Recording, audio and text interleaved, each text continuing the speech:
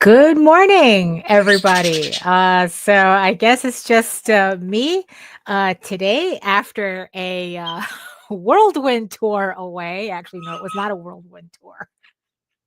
I was just away for a month.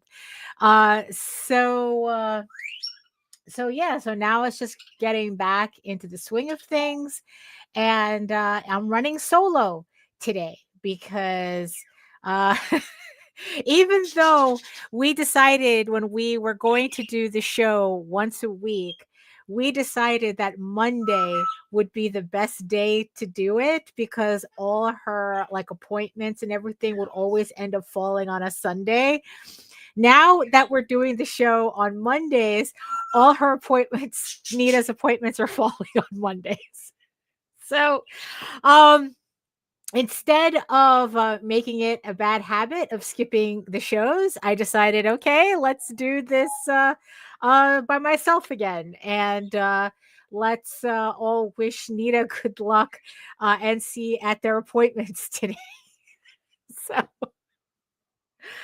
oh my goodness. So it is Monday, November 10th. November. Can't believe, I think I say that every month, but I can't believe it's whatever month it is. My brain is still in January 2020. So, I never got over it. So, yes, so it is Monday, November 10th, and this is the Rage into the Vlogs show, which I am definitely not ready for, but let's do it.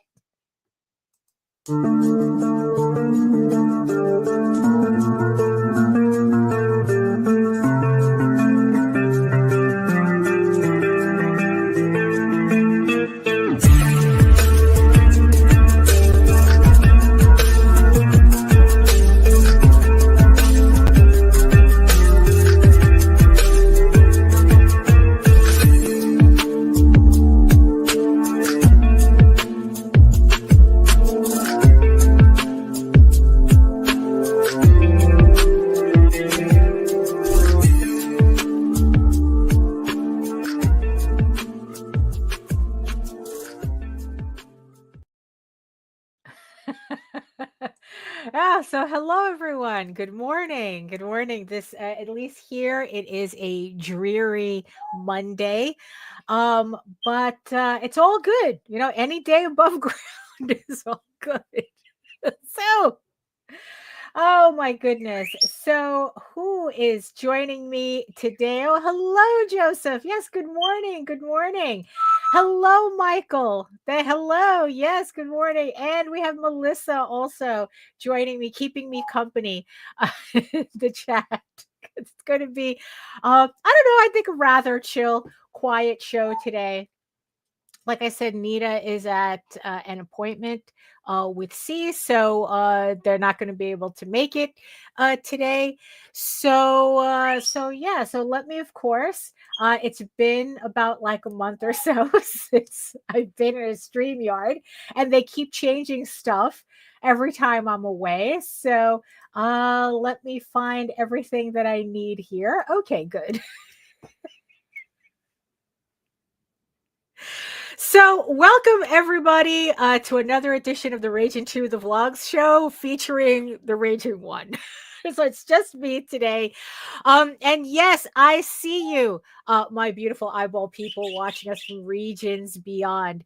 If you are joining us from anywhere else other than YouTube, I'm kind of wondering how you did that because I am only streaming to YouTube right now on both our channels.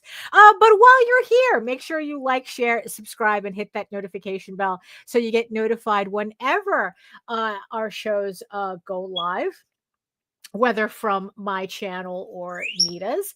So yes, I guess we might as well just get this started. So hello everyone. My name is Daphne Lage, and I am a cartoonist, illustrator, and comic book artist from New York. I have been self-publishing comics since 1992, and you know what that means. I got nowhere else to go!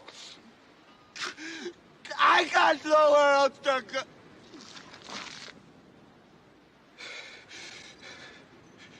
I got nothing else. I really don't. I got nothing else. I got nothing else. So I am the artist for the Furry Fantasy Adventure Tall Tales, and I am the creator of Eagle Raven Air the First Unicorn, a medieval fantasy drama you can read online at egoworks.com. That's EGOWORKS. You can also check out all my videos on how I make my comics here on YouTube at my channel at Daphne Lage, Lage Art. And of course, if this was a regular show, I would have been introducing Nita as well, but no, it's just me this time. So, yeah. So I was trying to like clean up some stuff, kind of like simplify my intro a bit, and change up my lighting. I think that the most exciting thing that's happened recently for me is I found out that you can get light diffusers for desk lamps, which I use, which that's pretty much what I use in the office. And it's like these little socks that you put on your desk lamp so that it kind of like keeps, like, I kind of hate having to see the light bulbs in my periphery. So I put these little socks on, and it's working much better. The lighting. The only problem is that I did change my lighting a bit, and and for some reason it's really highlighting my nose. So it either means I need to moisturize or I need to change my lighting a bit. So especially since I have this little dry patch here, it's like Jesus. It's like, yeah, like I want to look at that, for the entirety of the show. So, oh my goodness. Oh, Melissa says it only takes one person to rage. Yeah, well, hopefully today we will not be raging against the machine today. Because that's kind of the topic of the show today. Is not raging, is actually doing the opposite of raging. So a little housekeeping before I start. As I said, I'm doing a couple of changes around here, and one of the changes that I am going to be doing is I am coming back Wednesday with my live stream. Let me just make it official here. So yeah, I'm coming back Wednesday with my live stream, but this time the time is different. I will be, instead of doing it from 4 to 6, I'm going to be doing my live streams every alternate Wednesdays from 2 p.m. to 4 p.m. I know it sounds, it sounds a little bit too early, but Jose's schedule has changed at work, so he's now coming home earlier than he usually, that I'm usually used to, which is where I would schedule the my draw streams around. And now because he's coming home earlier, I'm going to run the live stream earlier as well. So so kind of like, you can listen to me as you're just wrapping up your day at work if you're going to have me in the background. So so yeah, so if you enjoy looking over an artist's shoulder as they work, you can join my live streams, like I said, every alternate Wednesday from 2 p.m. to 4 p.m. So there will be a live stream this Wednesday. And yeah, just so that's so everybody knows, that is yes. Yes, I'm back with the live streams. And for those, and also it's like if you want like a more chill draw stream where we're just pretty much talking about anything, actually a little bit more random than this show itself, and you kind of like the feeling of like being at a convention and talking to an artist, but not have to worry about whether you're blocking my table or not, then you join me then. So yeah, so that's pretty much the main change. Also, just for everybody to know, hold on, how do we do this again? No, not that. I don't want that. Oh my goodness. Everything is popping up except the thing that I want. So just to let everyone know that JD Calderon, he has a new Oswald campaign up because of course he does. So this is the next collected trade paperback of the Oswald Chronicles. It is Fallen Gods. And it is actually the first, I think it was the first long form, full color story that he did for Oswald.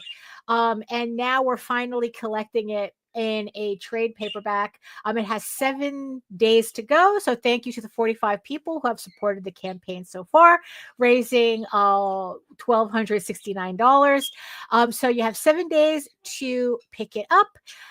And the link is in the chat as well if you want an easy way to go get it. Also, speaking of links as well, there is also a link in the chat for the pre-launch page for Eagle Raven issue 12. So I'm currently working on that issue, but I figure I get the pre-launch page up. So thank you to the 23 backers, followers who have who is following the pre-launch so far. So by joining the pre-launch, you get notified when the campaign goes live, and you could be one of the first ones to pledge to the campaign and not miss out on anything. So yeah. Oh, that is so. Oh my god, it's like I'm so self-conscious about that now. Because in real life it doesn't look. It doesn't stand out the way it does, but the way I have the lights set up, I'm gonna have to change something. So, oh my goodness. So, hey HR. So yes, I think that's pretty much all the oh my goodness, you can tell I haven't done this in a bit. This all the housekeeping that that I have in the wings right now. So yeah, enough about that. So yeah, so I was gone for about a month, but even before that, I know everybody has noticed that we have been incredibly irregular with our schedule, and that's because I have things going on that required me to be out of state and unable to stream. Um, so that was so that was part of it. I'm hoping that for the next couple of months will be more of a settled space where we can be on a proper schedule. But we'll see, but I'm going to try my best. I am trying to keep an actual schedule. While I was away, I learned a couple of things, which is part of, like I said, the topic of what we're going to talk about today.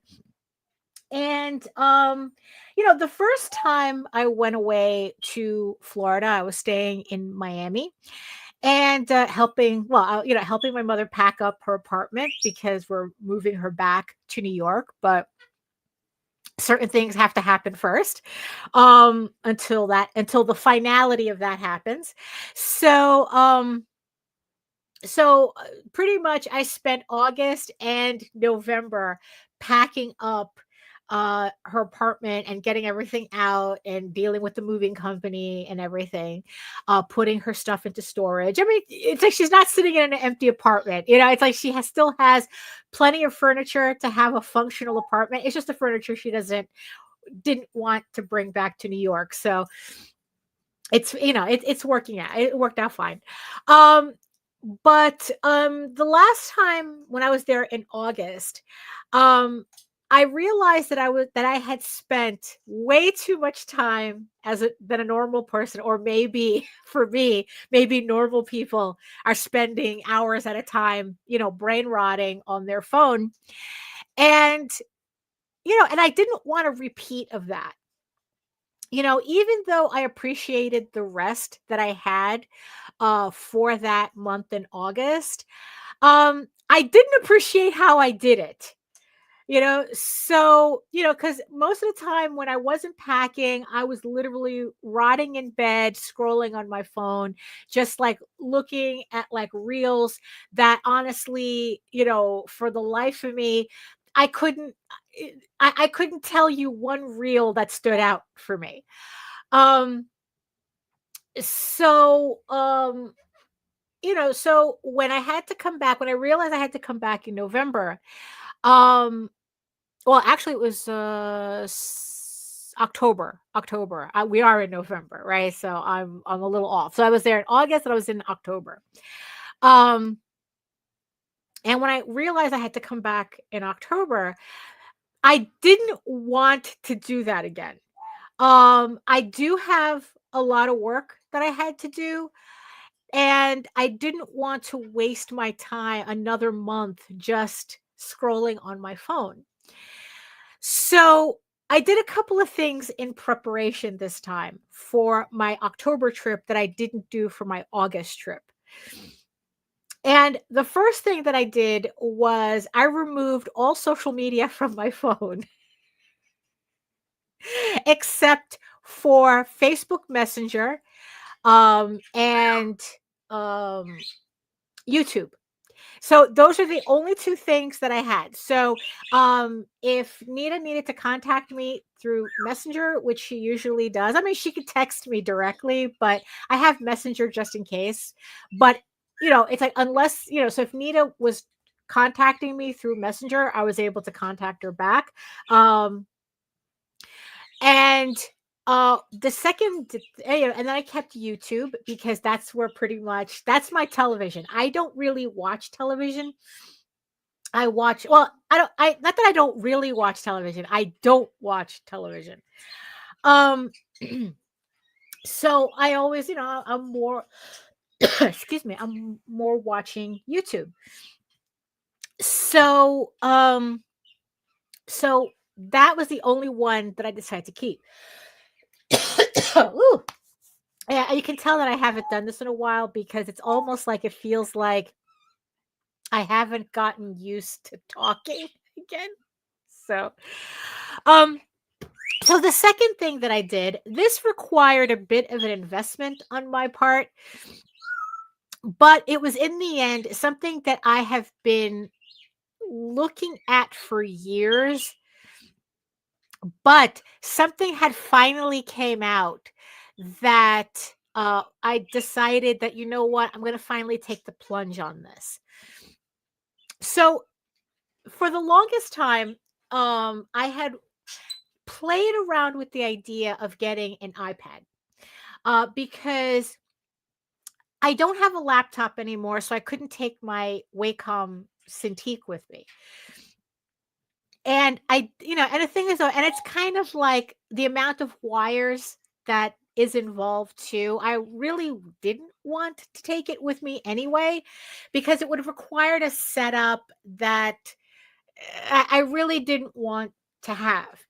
Um, if there's anything about working in my office is that for the longest time I have been feeling very tethered to the office because it's not like I can take my Wacom anyplace else because I need my computer to do it, and like I said, I don't have a laptop. So I've been like thinking of getting an iPad, and I had already been looking at iPads because I wanted something portable that I could actually run uh like either Photoshop or Clip Studio on.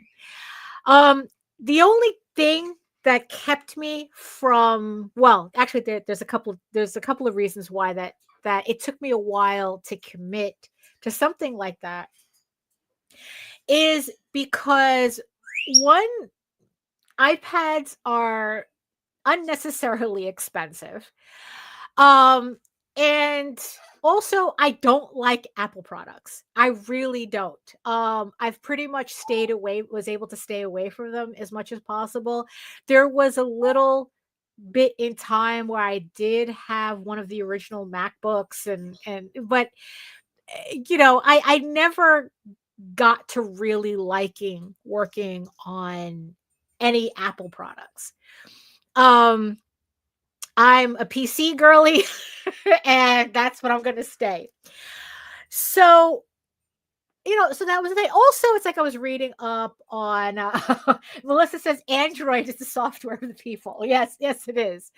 Um, so I really couldn't get myself to commit that type of money for a product I knew I wasn't going to be really happy with, especially when I was reading that you had to get the iPad version of everything. So even though I have Clip Studio, even though I have Photoshop, I wasn't going to be able to work on a full version of those programs on an iPad. So, so that kept me away for a while. I know that Samsung had come out with their own tablets, and then it's like, you have like the Huions and everything. But again, it's like, even though I switched my attention over to Xpen and Huion, I wasn't really thrilled at the idea of getting that much away from Wacom. I mean, everything that I have here is Wacom or Wacom adjacent, and they all work with each other. And I didn't want to get something that kind of like separate. It was something else, you know. And luckily for me, in the last couple of months, Wacom finally put out its own version of an iPad. Now, Wacom already had their own versions, but I wasn't I don't know, like for some reason it didn't register, right? But this time they came out with something called the Wacom Movink 11, which is different from the Wacom Movink like 13 that they had already, but that's kind of like a different format, like a different thing going on there. This is the most iPad adjacent product that Wacom has put out that I was looking for. And because I did not want to go to Florida empty handed, I mean, granted, I could have just taken a sketchbook, right? But I really wanted to work on my pages. I really wanted to work in Clip Studio. And the thing with this, with the Wacom Move Inc. is that it came with Clip Studio already installed on the thing. So I'm like, okay, you know what? Everything that I'm hearing about this is everything that I need. And I think for the price point, which was around like $600 when you include tax and everything, close to 600. I was like, you know what? I'm going to take the punt. I'm going to get the Wacom Move Inc. And I'm going to work. I'm going to take my work with me. So I got it a couple of days before I left, and I played around with it for a bit. Um, and yeah, and it's right here. So this is, I had to buy a case for it and everything, right? But this is the Wacom Move Inc. 11, which means that the screen is 11 inches. Now, I thought that having that small of a screen might be an issue for me because, I'm so used to working on a larger screen on the Wacom, on my Cintiq. But at the same time, I didn't want anything that could be larger than a sketchbook because then it just becomes unwieldy, and I didn't want to deal with like the weight of having to carry all this equipment either. So this is, this is the Wacom. So this gives you an idea of how big it is, right? And it does have Clip Studio on it. And the thing that I was able to do is that for $20 extra, I was able to upgrade my Wacom subscription so that I could get the full version on this tablet, as opposed to what I found out later was kind of like a stripped down version. I forgot. I think it's like Clip Studio Debut or something. I don't remember what they called it. And I thought that it was worth it for me to just spend the extra $20 to use the full version of it on this tablet. And as you can see, it's the full version of Clip Studio. Now, I did have to get used to it, right? Because it is touchscreen, right? So I'm able to use it like an iPad, right? But I had to figure out all the little options to shut off so that I'm not making stray marks on my screen. And of course, as you can see here, I have a page from issue 12 of Ego Raven that I'm working on. And my process hasn't changed at all. Like everything is identical to working on this screen as much as it is working on uh the Cintiq. And Melissa's I had already blinked out with stickers. Of course. You can't get a case and not slap stickers all over it. So, and what I ended up finding out now, because it was so soon and I really didn't have enough information on how this thing worked, I ended up buying which I kind of regret, but it wasn't that expensive, so in the end it was just more annoying. I ended up buying a portable like Bluetooth uh keyboard, because this is also Bluetooth. So, because it's like I needed my shortcuts, I needed access to my shortcuts. So, I like to use a keyboard with my shortcuts. And it's like, okay, it's like this way I'm kind of like faking a laptop. And also, I was able to put Word for Windows on this. So I go, okay, if I needed to type anything, I could just use like literally fake a laptop with the keyboard without having to actually invest in a laptop. So I thought everything, okay, I'm prepared, this, that, and the other thing. I get to Florida, right? And I do what I need to do. So let me just put this down. So I do what I need to do there. And then I finally get to the point where, okay, now I have dead time. I have everything packed up. Um, and it's like, and it's going to be like another 2 weeks before the movers come to pick up the stuff. So, so now here's my downtime, right? So when last time I was, rotting in bed on, on social media, this time I was purposefully set up not to do that.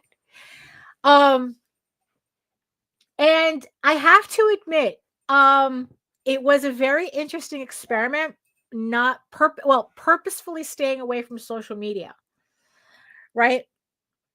And what I found what was happening, right? Because I didn't have social media on my phone and there's only so many YouTube videos that I could watch, I decided I was finally going to use my tablet.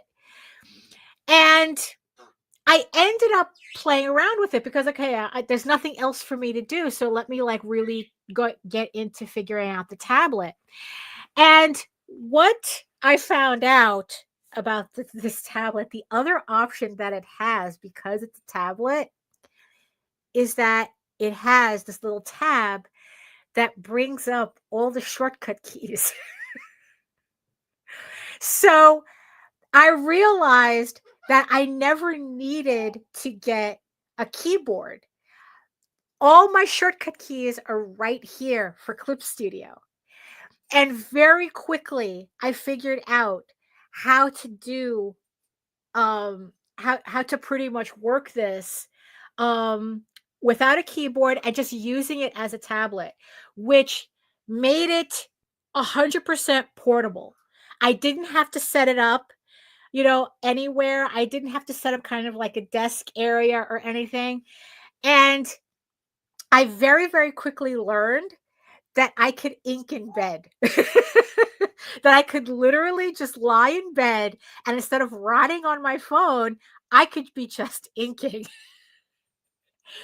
And I really got a lot of work done. And And, aside from a couple of hiccups, because again, it's like there were certain settings I had to turn off and, and really limit, um, the gesture, like the gesture controls and, have it set up so only the pen makes marks. So I'm not accidentally drawing with my fingers or like hitting, making little marks.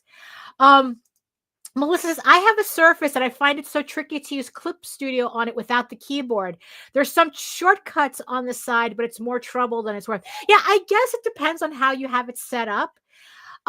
Because in the end, I really only needed the shift key.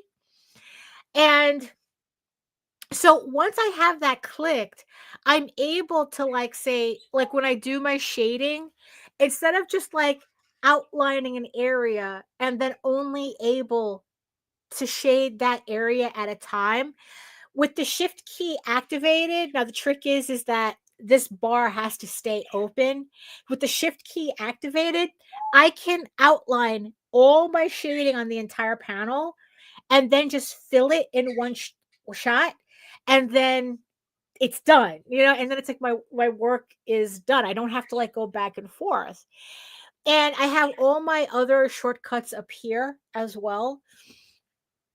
And I was just really surprised. Like, honestly, it's like it made me realize, one, that if it wasn't for the fact that I forced myself to get bored, I wouldn't have jumped into the tablet as hard as I did. But like I said, the fact that I could take this anywhere, I could sit on the sofa, I could sit in bed, I could sit up in bed, I could be on a chair, it's like I could be anywhere with this tablet, and it felt exactly like working in a sketchbook. It was just the right size, except the best part about it is that instead of having to turn the sketchbook, I was just able to just like rotate the canvas. So I could keep the board, the tablet straight, and then just rotate when I need it. Hey Nicholas. Oh, the sorcery comes in a minute. So this tablet really got me through the entire month being productive. Because it's like if I had any time whatsoever, I was inking, and I was like, and I got through a lot of pages. I'm on, so it's like for some reason I ended up starting backwards on the tablet. So so I ended up, let me see, where is it? No, that's not what I want. No, that's not what I want either. Okay, where is it? Okay, so we do that. We'd go up. Yeah, I have to. Okay, there we go. So I was able to do like, what is this? Like 1, 2, 3, 4, 5, 6, 7, 8, like 16 pages while I was away. I'm working on this one right now. But yeah, the fact I was surprised that I was able to get this many pages done. Just by being on a tablet. And I'm still working on it. You see, the funny thing is that I thought that when I got back, I was going to put the tablet away and go back to using my Cintiq. And I have yet to turn this thing on. I've been working exclusively on pages on the tablet this entire time since I got back. Like just yesterday, I was able to take my tablet and go to the sofa and watch this absolutely ridiculous horror movie that Jose was watching with him.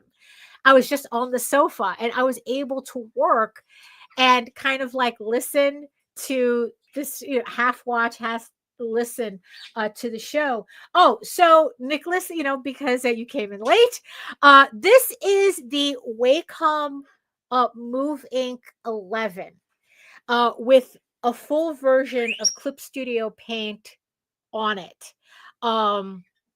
that I have been using for the past month, and I am completely addicted to this thing.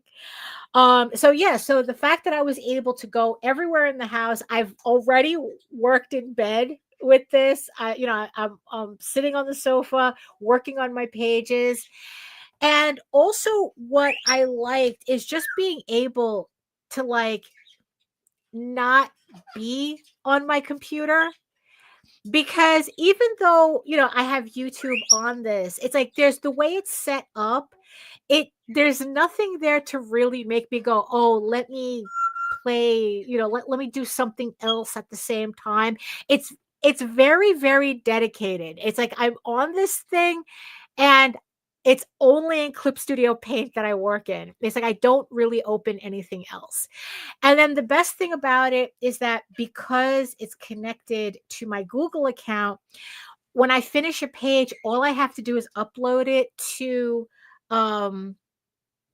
upload it to my Google Drive, and I can download it to my computer that way.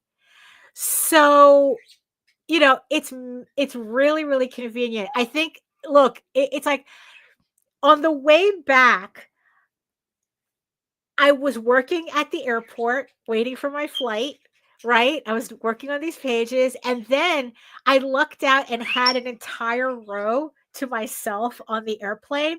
So I sat in the middle seat, set up the tablet on the middle seat, and like literally spread out. And I made that row my little studio for 3 hours. And I was just working, like I was just working on page. I almost finished a page. I came very close to finishing a page on that flight.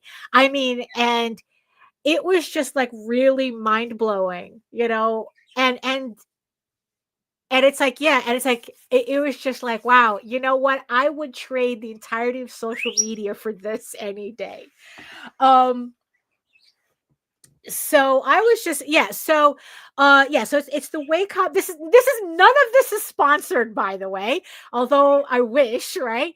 But but honestly though, I think that for the price point and the freedom to wander that it gives me, um if that's what you're looking for, and you're looking for something that pretty much it acts the same way as what you're used to already, but you could take it places.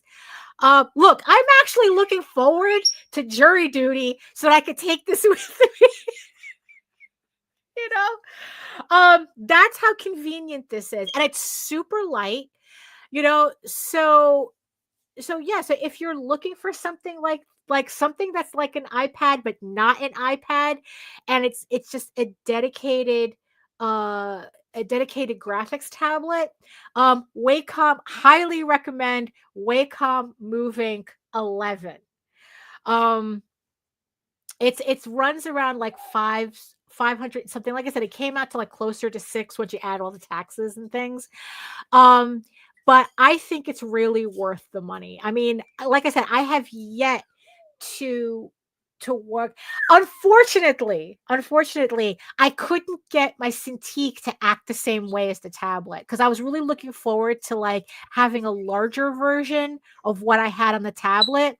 But there's something with Windows that's interfering with its ability to act like a tablet, with the gestures. And I look, in the end, it doesn't matter because I've just been using this, the moving. And the thing that surprised me the most is that all this time, I thought that I would have needed to have upgraded to a larger screen. Um, and and it's like, in the end, it turned out that it's not the screen. It's kind of like the UI. It's just the way that it's set up, that it doesn't matter that I have a smaller space to work with, because I'm able to move it however I need to, and then I have my shortcuts on the side. It it doesn't feel restrictive. And like I said, I'm hooked. I'm hooked. I'm in. I'm all in. I'm all in. Um, so I was very happy with that. Like I said, not sponsored. I paid for this with my own money, and honestly, it was worth every penny, every penny. Um, and yeah, so and yeah, and just to give you an idea again, this is how small it is. You know, it's like a notebook. It's like carrying around a sketchbook, which is exactly what I wanted. You know, yeah, but it was perfect, absolute perfection. Um, and so then the other thing, right? So the thing is, though, there were moments that when I wasn't inking, because after a while, I need a little break from that. But again, it's like I don't want to brain rot.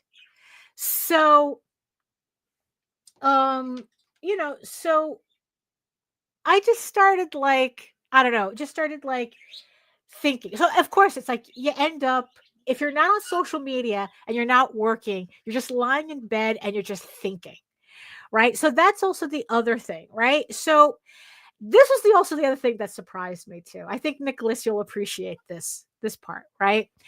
So lying in bed, right? Um, no social media, right?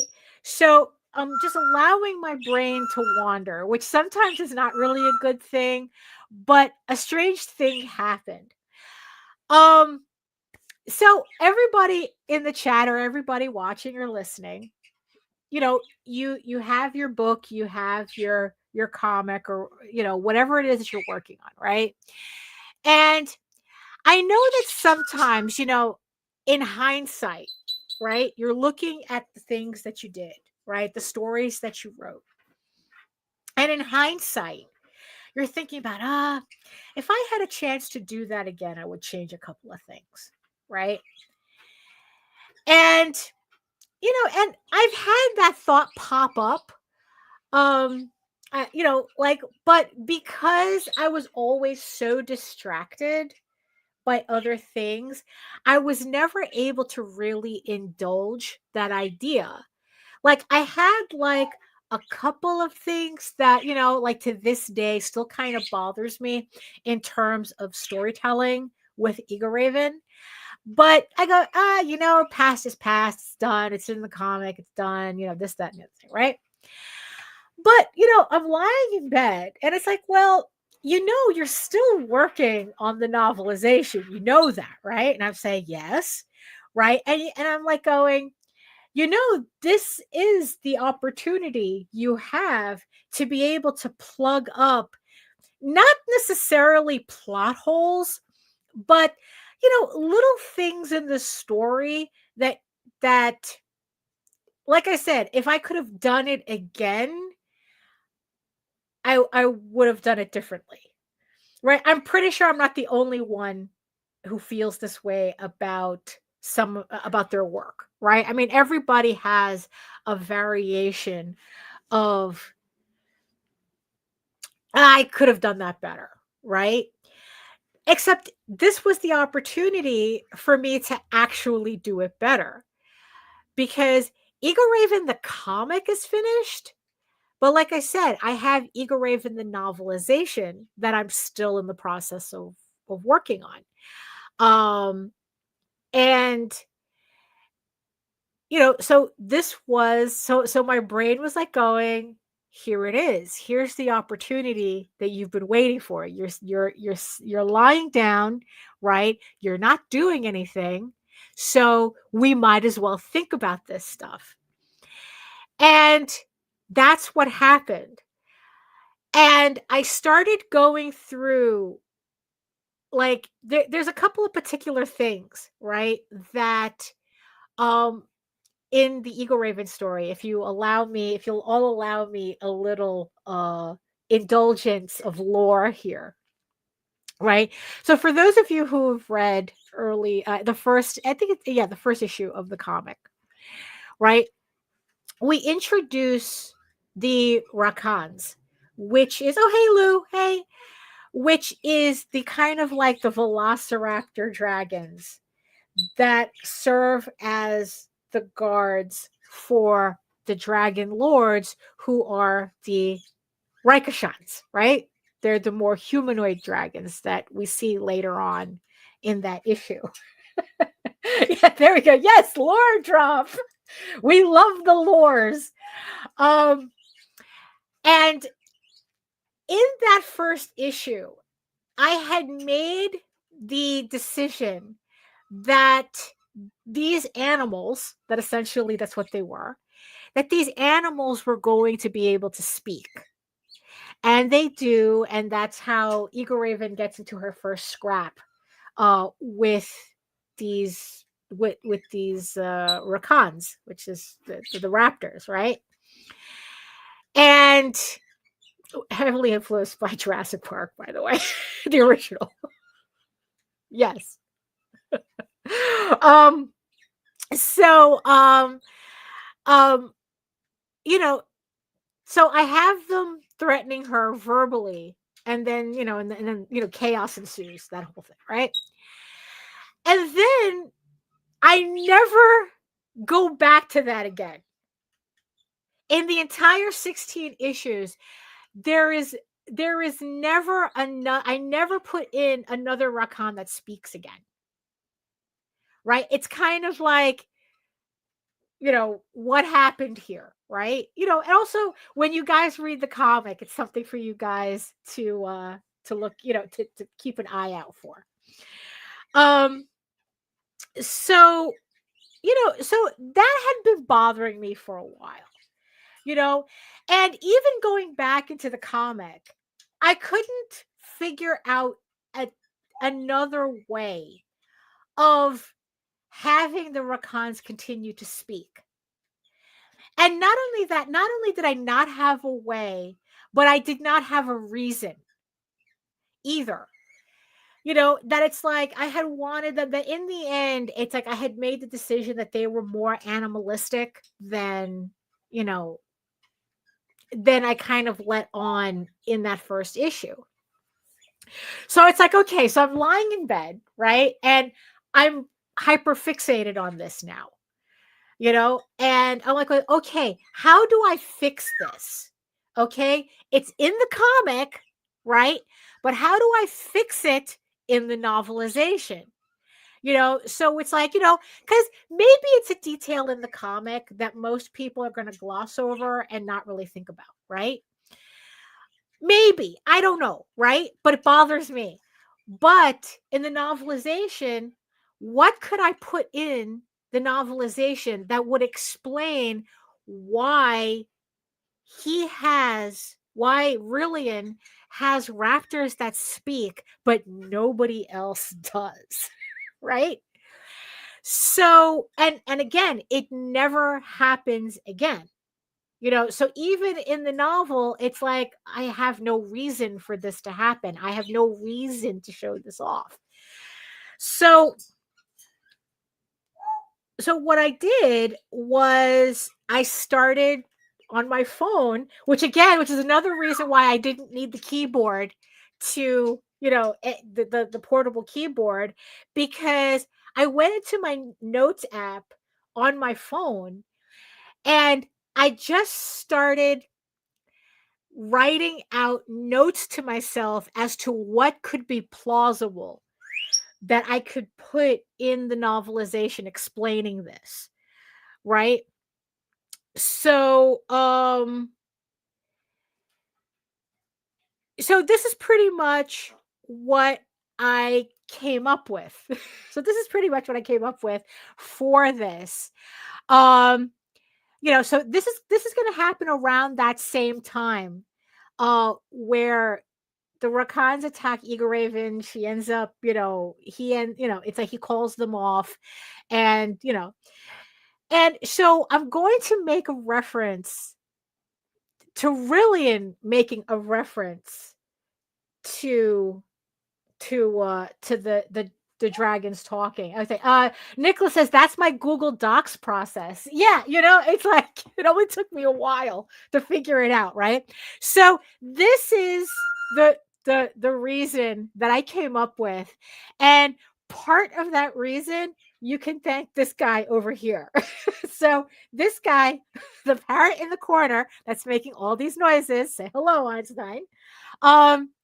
He's part of the reason that I came up with this particular thing, right? Have Rillian explain that he found it such a shock that Rakans can be taught to speak, and it's considered quite a status symbol to have one that does. But it's very difficult to train them, and there's debate as to whether they even understand what they're saying. He finds it particularly creepy himself. He jokes that he was probably given talking Rakans less as an honor and more as their trainers didn't want to train them anymore. But it shouldn't matter because Rakans have short memories and will probably forget what they learned soon. So that's what I came up with to kind of like fix that. Also also that entire process is also based on a paper. Well, it was an argument against the whole Coco the gorilla sign language thing.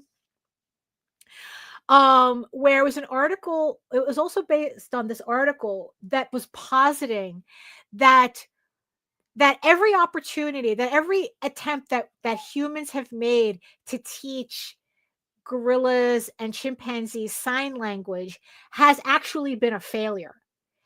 And that what we were seeing with Coco the gorilla was akin more to a carnival trick rather than something she was actually doing.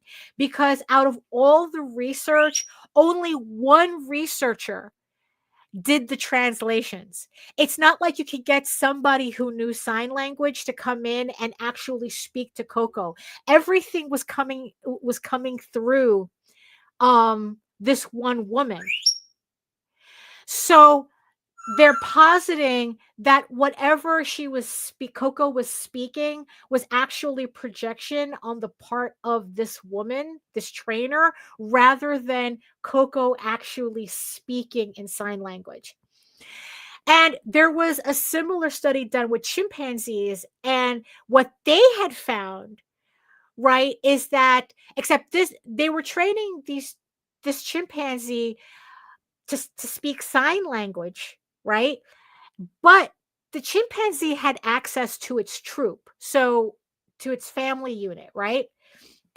And not one in the entirety of this experiment of teaching sign language, there was not one point where this chimpanzee was trying to pass that information on to the rest of the family, onto its troop or its family group.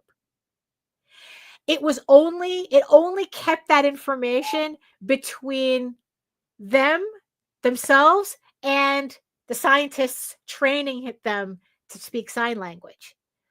But it didn't feel any, like, the only thing that they could posit out of this was that the chimpanzee had no reason to teach it because the chimpanzee itself didn't feel like there was any reason for it to know this.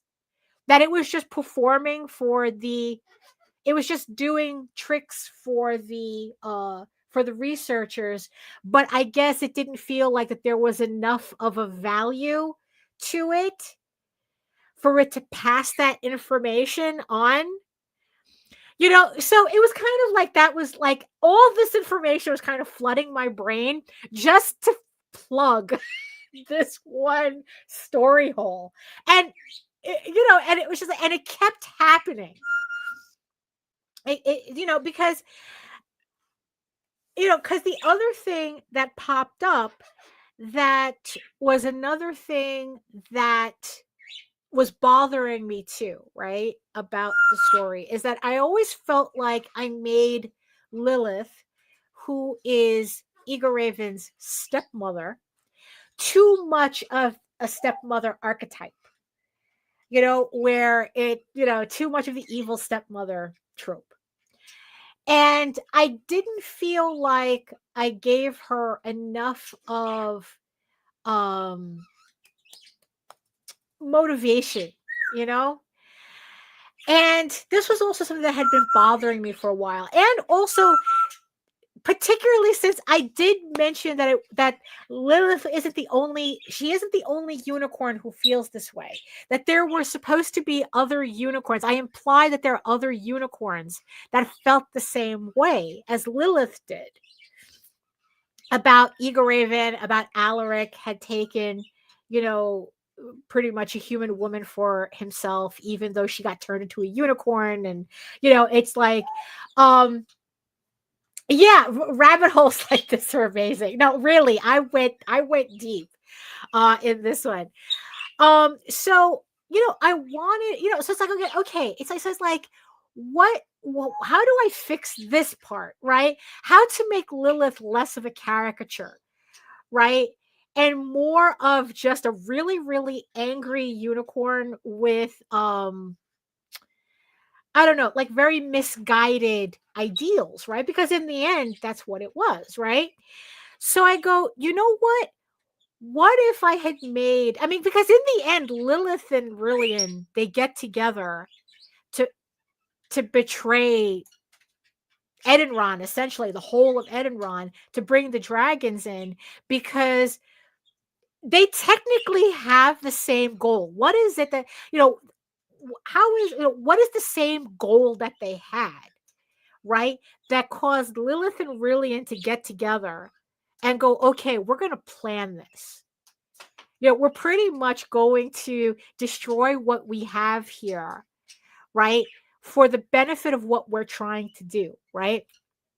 So, so the whole thing, right, with Rillian is that he resents the unicorns. He hates the unicorns. He hates the fact that the unicorns still have their magic while the elves bred their magic out, because they ended up with this whole thing with wanting to be with humans so much that they ended up breeding their magic out.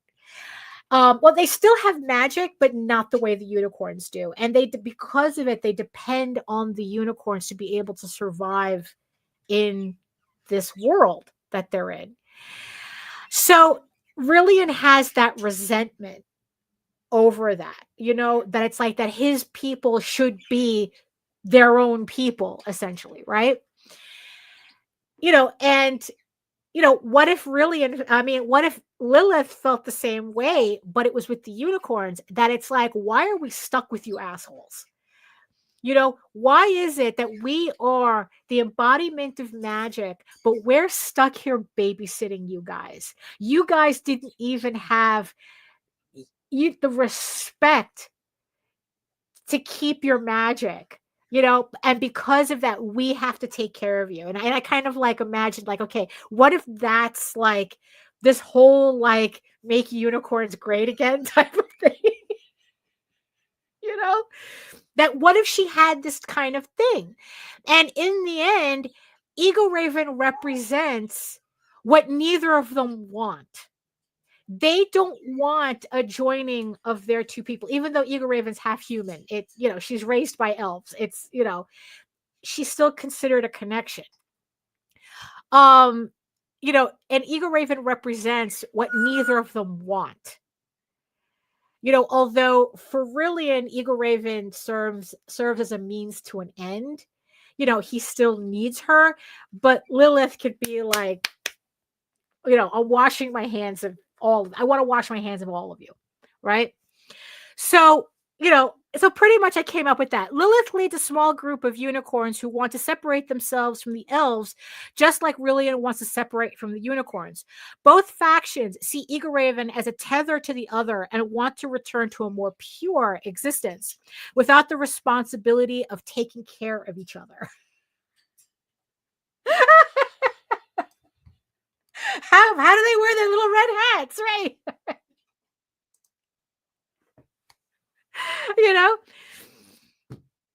So, so it's like, okay, all right. So I'm kind of like massaging this, right? Massaging this story, this plot hole.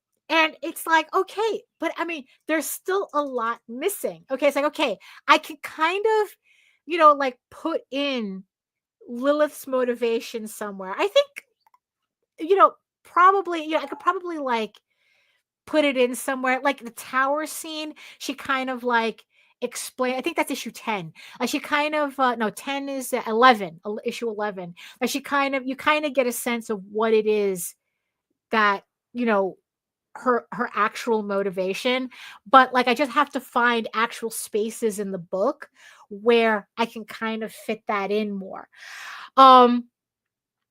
Which in the end led me to kill two birds with one stone, because there was this scene that I had wanted to put into the book, kind of like almost like a little lighthearted moment, but it's kind of like a little bit of a comedy of errors type of moment, but not really. Like I had wanted something like that, right? So there's this scene where, again, this is a little ahead.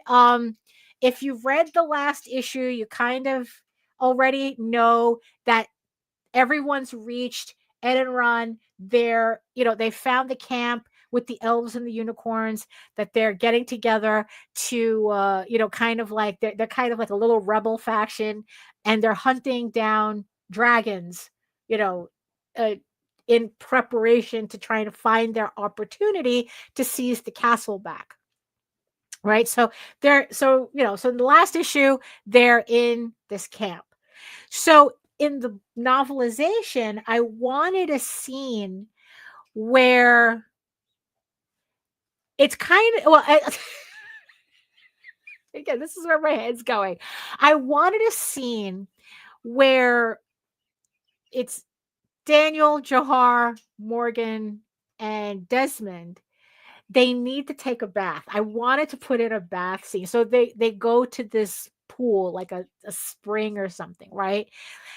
And it was supposed to kind of be like a comedy of errors, where it's like they're on one part of the pool, Eager Raven's on another part of the pool, and she kind of like ends up coming over. And it's nothing happens, but it's just supposed to be like,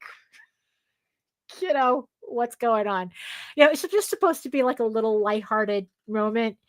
Um, but I couldn't get it to work. By itself, I couldn't get it to work, because it was just like, I wanted this goofy moment to happen where, it's like, where just Eager Raven just swims up, and she never comes out of the water, right? But she's just enough out of the water to make Daniel uncomfortable. Everybody else is just ignoring. It's like, oh yeah, how you doing? Everyone else, like, this is I know, right? Exactly. Who doesn't love the mandatory hot springs episode, right? So, oh, hello, Gina, hello. And and it just wanted just to be funny, it's like nothing, and it's like, but I couldn't get it to work, because I didn't want to put in a scene that's essentially fan service for me. And but it doesn't really do anything in the story, right? It doesn't do anything for the story. So there came a point where I thought, it's like, you know what? I'm just going to have to scrap this scene, because I'm not getting it to fit. It doesn't, I can't get it to work, Melissa says, it's always so hard. It's always so hard to cut those little extra scenes. You want to develop the characters, but you really have to ask if it will serve the story. Right, exactly. So that was the issue. Um, um, yeah, well, see, it's funny. I don't know how you're meaning this, but that was kind of how it was turning out. So that's why this scene was not really working for me. Um, that I was just trying to shoehorn something in, for myself, rather than figuring out how to get it to fit in the story. So yeah, so I thought I was about to scrap this scene, right? Until the Lilith problem came up. Right? So the let's see. Oh no, not the torture the avatar of male cinnamon rollness sense of propriety with vaguely sexual implications. Absolutely, Nicholas. Absolutely. That's Viking slut. We're gonna get back to that at another time, Joseph. I got that story written out. So yeah, so Gina says, how about the flash forward effect? It's so yeah, so I'm sitting here kind of like, oh, Lilith, it's the character that I'm trying to like develop more her motivation in the book that I didn't really build her character up well enough. So I'm trying to figure out a way to kind of like explore her motivation to give it a little bit more body, so that she's not just an evil stepmother, right? So again, right? So it's like I have this whole make unicorns great again. She wants to separate from the elves. Eagle Raven is like symbolic of that, of like their tether to that world. And there were other unicorns who felt that way. So again, I'm lying in bed, rotting. Oh, I do that, Nicholas. I really do. I have like a whole folder full of these things. And then what happens, what happens is that there are a lot of times that I go into that folder because I remember something that I could use. And I just like kind of like pick and choose scenes from those little scraps, and then I can put them in the in where I need them and where they'll actually work. So if you're writing something and you kind of got the cool scene or the scenes that you want or the snippets that you want, but you don't know where to put them, do not delete them. Put them in a folder, because if you don't know where they go now, you will definitely find out later where they go. So I'm, again, rotting in bed and I'm bored, right? Because I don't have social media. I'm not just sitting there scrolling. So I start ruminating on this. How do I get this to work? What do I have to show? And then finally, I start writing in my notes app. So I'm killing two birds with one stone here. I'm not going to read the whole thing because it is kind of lengthy, but to give you the gist of it, right? Okay, so it's just to give you kind of like the opening. Um, so as the group are getting acclimated to their tents, remember this is from, maybe this is something that happens, around issue 10 or 11, I think 11. It's 11. As the group are getting acclimated to their tents, they see a large group of elves leaving camp, all cheery and gossiping while carrying neat bundles of clothing and being escorted by some unicorns. Eager Raven asks Dina, her cousin, where they are going, and Dina explains they're going to the river to bathe and that they alternate as groups so the camp is not left empty or unguarded. So Eagle Raven turns to her men, to Desmond, Daniel, Johar, and Morgan, and asks if they want to join them, right? And all the men look back, all awkwardly agreeing that they need a good bath, but they want to stay away from the elves. Daniel especially shudders at that. Again, if you read issue 11, he gets manhandled by one of the elves, and it's like he doesn't, no, stay over there. Nobody wants to get near any of the elves. But it's like, yeah, so Daniel especially shudders at remembering his encounter with the aggressive Elphus. Okay. So Eagle Raven thinks for a bit and tells Dina that they will take them, that her and the unicorns will take the guys to the sacred pool. She needs to lay Amadeo to rest. Spoiler, if you haven't read. And the elves will not go there because they are afraid of the strong magic. Dina says there has never been humans at the sacred pool. Eager Raven looks at the men and says they will be under her protection, and Arias, the unicorn goddess, will understand. And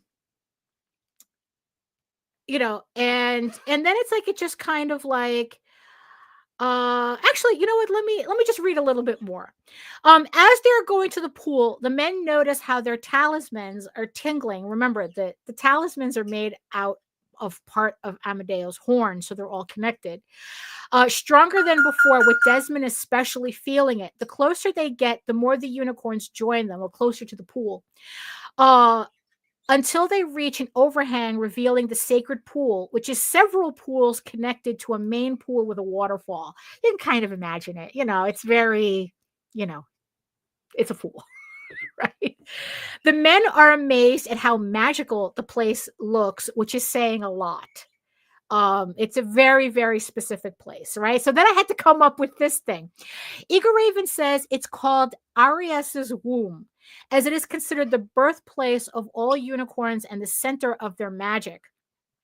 Eager Raven says she needs to go further ahead, but that they will be escorted to a more private pool. Remember, all the little pools are connected together. Another unicorn leads them away. Morgan asks if it's really okay for them to bathe there. The unicorn answers that they would not be there if they weren't welcome, and that it is a great honor to be invited. Eager Raven has told them of their feats. She told the unicorns of how the guys helped her, and that and of their feats, and that for all they have done for her and Amadeo, they are more friends to the unicorns than the elves ever will be. They are all distracted by a splash and see a trail of Morgan's clothing strewn all over with him in the water. So Morgan, the fox, is already in the water. He exclaims that the water is perfect and disappears under the water. Daniel starts removing his tunic, telling Desmond that if he catches another whiff of himself, he's going to pass out. Desmond turns to the unicorn escort and asks if it's safe. The unicorn nods, saying it's the only place even the dragons will stay away from. Desmond asks why the camp wasn't built closer to the pool, and the unicorn sternly states that the elves are not welcome there. So, and that's kind of like how I just keep, keep going. Yeah, there's still a while. There's still a bit there. So, pretty much what happens is that they're in the pool. They start hearing singing, right? And their unicorn escort tells them that it's like, oh, it's a lamentation for Amadeo. Cue Lord of the Rings, references here. Remember, I'm still massaging this, so the references are going to be really, really obvious, and that he's going to go to the main pool to join them. So he's telling us, okay, you guys are safe here, so I'm leaving, right? So Morgan, being nosy that he is, oh, I'm going to go follow him. And Johar tries to convince him to don't bother. That's obviously some kind of private thing going on. And Morgan says, Morgan just goes ahead. Johar follows. They're in the water, so they just swim, swims after him. And then Desmond and Daniel kind of like go like this, and then they kind of like swim after them. And then that's where you get the scene switch to Eager Raven, right? She's burying her shard of Amadeo's horn, and they're all doing their chanting or whatever it is that they're doing, right? And then she notices that there's kind of like this different group of unicorns on the side, and she asks about them, and it's explained to her that it's like, oh yeah, Oh yeah, there is a group of unicorns standing on the bank that she recognizes as part of Lilith's group, and learned that they had been pushed out because of Lilith's treachery. They're standing as if waiting for her. Eagle Raven is hesitant at first, but is told no harm will come to her here, so it will be safe to hear them out. She faces them, and they tell her, it's like, we heard the singing, we heard the song, and we came over knowing that they were outcast, but we came anyway. We risked coming here. Um, and to offer their sadness. And also they say that they then explain that they regret the harm they caused Eagle Raven over Lilith's campaign, and that the shame and regret were feeling no unicorn was meant to endure. Where they thought Lilith was a savior and Hannah by extension, Eagle Raven, enemies. Hannah is Eagle Raven's mother. So where they thought Lilith was a savior and Hannah and Eagle Raven enemies, they had learned that it was the opposite, that it was Eagle Raven who returned to save the unicorns from the dragons, while Lilith literally fed the unicorns to the dragons. So Lilith was actually leading, like luring unicorns to the castle for the dragons for whatever they needed them for.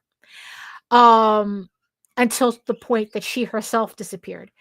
Eagle Raven admits even she's not sure how much saving she can actually do, but she is willing to die trying. The unicorns ask to be welcomed back into the herd. The rest of the unicorns turn to Eagle Raven, waiting for an answer. It is then that Eagle Raven realizes that by returning to Edenron, and without Alaric, Lilith, or even Blackavar, she is now Queen Mare, that she now leads the herd of Edenron. And all the unicorns will follow her bidding. She welcomes the outcasts back, saying that all the unicorns are one herd and no one will be left behind, and to enter the pool to wash away their regret. The group enters, and Eagle Raven and the unicorns welcome them back. Right? So it's like, I just killed two birds with one stone here. Right? And then, nearby, the men are watching from behind a cluster of reeds, completely moved by what they had witnessed. After finishing his own prayer, Johar softly tells everyone they should go back and that their clothing should be dry by now. And that's kind of like how there's a little bit more, but like I said, I'm still massaging this.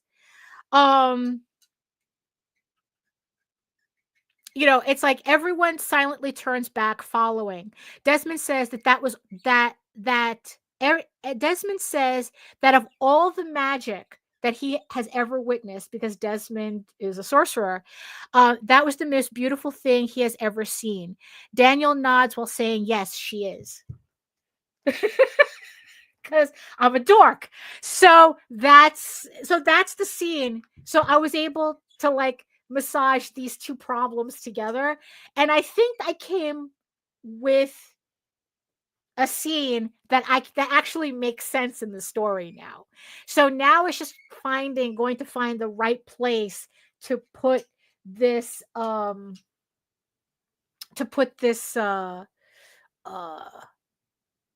scene in. Gina goes, do you know the difference between a Barak and a Pegasus? I think a Barak is a Barak. Isn't that like from Mesopotamia? It's kind of like a Pegasus, but it's more like deer-like. Or is that the one with the human head? Right? I think that right, because I know that there's one that's kind of like a deer, and that there's one with the human head with the beard, but I think it has like a lion's body, but it has wings. Yeah, so it's like it's either like Mesopotamian or I think it's from like, but then again, it's like Iraq too, from that region as well. Melissa goes, I never thought dragons would eat my face. Exactly. Right, exactly. And Nicholas goes, oh, I did not expect the melty swoon moment as I work and listen. Now I am misty-eyed. And mind you, this is just me. This is just a very rough thing that I wrote in my notes app. And in the end, it's like, and I spent, there's a couple of, actually, yeah, there's a couple of more things, but pretty much that's all I was doing. I have all these notes here. Um, so yeah, so it's like I think that's a lot better than rotting on Facebook, don't you think? you know, I mean, and it's like, and then it's like, what's funny is that, so I've just been like spending time. I had spent like the entire time just like thinking about all these other things. Um, and just like kind of ruminating on this story and fixing and then inking and ruminating and and that's you're right. Oh, rough hewn knives still cut, Daphne. Yeah. Yeah, but I knew you'd appreciate that whole thing. um so so it's like, yeah, so that's what happened. I Just by not having social media on my phone and really, really limiting what I was watching on YouTube, um, I was like, I don't know why this surprised me that I was able to get my brain to like actually be creative again. you know? The Barocks since the 11th century have had human faces. Okay, so we're thinking about the same thing, yeah. Um, so you know, so it's like, yeah, so it was just like really, really like, and the funny thing about it is like how absolutely addicted I became to that feeling. Like, that dopamine hit that they keep talking about, that's the reason why you scroll mindlessly on Facebook, right? I think I got a strong, I honestly, not that I think, I know, I got a stronger dopamine hit by forcing myself to not be on social media and solving these creative problems that I had. I mean, it was euphoric to tell you the truth. Like, I just kept like doing it, that it's just like I wasn't going to go on social media. Now, granted, it's like, I mean, I did, I do have, like I said, I was keeping up with YouTube, right? Um, and I did some things, like, and it's like I spent some time fixing up my YouTube channel, and like redoing some titles and summaries and stuff. Like I just don't, I, I just don't like doing that on my phone, but I was forcing myself to do that because I had wanted to really fix up, just clean up a bit. That was like the closest to social media stuff that I did. I've been trying to spend more time doing nothing, just sitting and letting my thoughts wander. It's done wonders for my stress levels. Yeah, that was also the other thing too that I noticed. By not now, ever since I got back, I have made it a point to not go on social media. Like I said, I only have like, even though I have my links on my, I have social media on my computer because I still have to do updates and stuff, but I only want to go on social media only when I'm doing those updates. I don't want to go back into the habit of just using it as a time killer, because you know what? I have better things to do with that time than to just kill it. I don't need to kill time. I need to just do the things I need to do with that time. Why am I giving my time away to social media when I can do things with it? There's no reason for that. So that's so that was like a thing that I went out of my way to do since I got back, is to stay off of social media. Um like I said, if you need to contact me through Facebook, I'm available. I have Messenger, but like actually be on Facebook, I'm, on Instagram, I'm not doing that anymore. I'm only being on those things when I need to post to it, not because I'm bored. No, it's like, you know what? My boredom is sacred. What I learned from this trip is my boredom is sacred, and that it leads me to the places where I need to be. Um, and Melissa had mentioned the stress levels, and it's like, and I found by doing that, it's really have calmed down kind of like the voices in my head. The constant like yammering that you kind of get in the back of your head because it's like you're seeing other people's bullshit and you're mentally getting involved in other people's bullshit when you have nothing to do with that. So by really limiting my social media, I was able to kind of like really calm that down. And and my goal is to continue that. So so that's the thing, it's like I want to focus more on YouTube, because that's also another thing too that I use that time to think about is how I'm going to restructure what I do in terms of social media, in terms of promotion, in terms of marketing, in terms of what I do for Kickstarter and all that stuff. It's like, for my comics, I have another file where it's just all the things that I want to concentrate on and the stuff that I want to get rid of. And part of that is getting rid of short form social media because I've just realized that it doesn't do anything for me. The people that I want to engage with are the people who want to engage with the type of thing that I'm offering right now, where it's like, if you can engage with me when I'm lore dumping for an hour and a half on a live stream, you're the person I want to talk to. You're the person that I want to show my stuff to. You know, if you can only stand me for 30 seconds at a time, you know, that's that's not that's not the relationship I want to build. You know, I mean, I remember telling Nita, it's like, it's like the reason why I like YouTube and I like streaming is because this is where our friends are.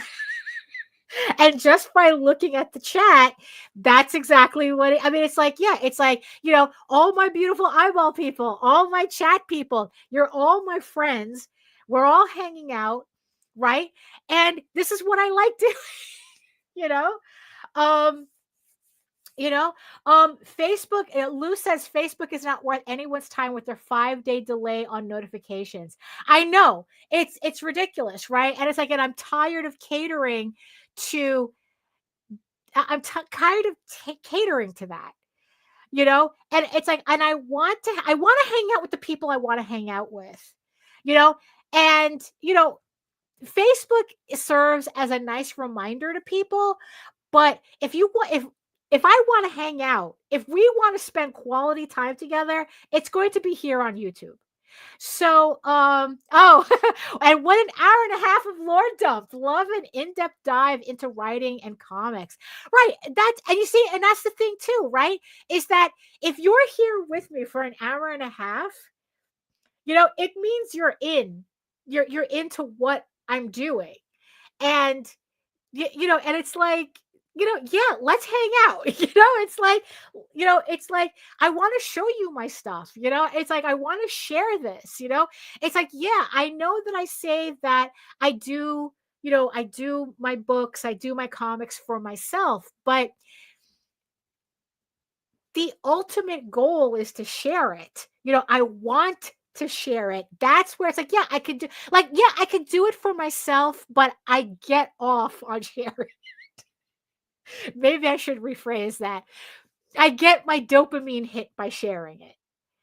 I mean, it's like, you know, um, and it's like, that's what I want to encourage. And that's what being able to get bored really showed me, you know, that, I mean, really, it was, yeah, like I said, boredom is sacred.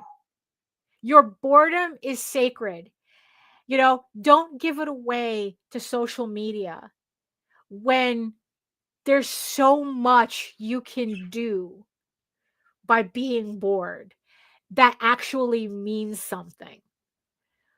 And it's like, yeah. So that's what I learned on my summer vacation. you know, um, so so that's so I'm glad, judging from the comments, everybody was, pretty much, enjoyed what I just did here. you know. Thank you so much to all the beautiful eyeball people listening to me in the background. I hope that you used this time to get, whatever it is that you needed to get done, right? And I hope that that you also use your boredom in a very productive way. That's not mindlessly scrolling on Facebook, looking at stupid, reels that you're not even going to remember once you pass it, you know? Um, it's like I get off on sharing. Somewhere Nita is laughing hysterically, and I love that for her. You are a giving, funny person. Thank you. It's the trauma. HR. Thank you. Oh my goodness. I think we had a good productive hour and a half. And let me see, let me just find all my stuff here. So thank you everybody for joining me, for keeping me company in the chat. Thank you everybody in the chat: Nicholas, Melissa, Lou, HR, uh Joseph, thank you, Gina. Thank you for keeping me company. And yes, and thank you to my beautiful eyeball people for watching as well. Like I said, if you're watching me here on YouTube, please like, share, subscribe, and I don't know, continue the discussion down below. It's like, what plot hole are you working on, that you think that you need to fix? Or you're kind of like thinking about, that's bothering you in your story, and you need that time. This is a safe space. Let's not encourage Nita. Actually, yes, let's encourage Nita. you know so what are you guys working on that you're kind of like ruminating on, and you're still trying to figure out? It's like, come on, because in the end, this is fun. This is really fun. It's like, and I think that social media steals that from us, when we just allow ourselves to get sucked into that, and it's like, nah, save your fun for yourself. um so that's it for me. Thank you so much, everybody, for joining me today on this hour and a half. Again, all the good luck to Nita and C at their appointment today. If there was an appointment today, I don't know. It's like I'm assuming there was an appointment today, and hopefully next Monday we will be back. The two of us, and continue whatever discussion comes to mind, that we talk about, because, like I said, we're hanging out with our friends. We could talk about anything, be free. So if you want to learn more about me, my artwork, my everything, my upcoming campaigns, all that fun stuff, you can head on over to my main portfolio site at egoworks.com, EGOWORKS, where you can read Ego Raven, Heir of the First Unicorn, for free.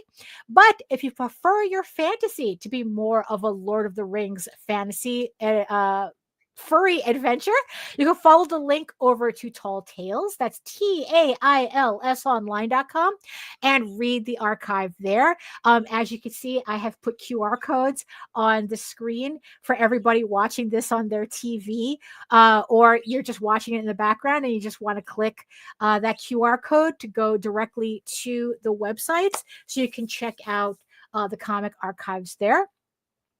And speaking of QR codes, don't forget, hold on, let me just, and speaking of QR codes, don't forget to sign up right here to sign up for my newsletter right here. If you visit my websites, also, you can sign up there on the website. You can sign up with this QR code right here, where you can keep up to date with all of my new art, my sketchbooks, my comics, my Kickstarters, all in one place. And you get free PDF comics for joining as well. So you get to try out Eager Raven for free. You get to try out Tall Tales for free. You even get to try out the Oswald Chronicles for free just by joining my mailing list and getting my newsletter. So, so go ahead, scan away. Just trying something new here.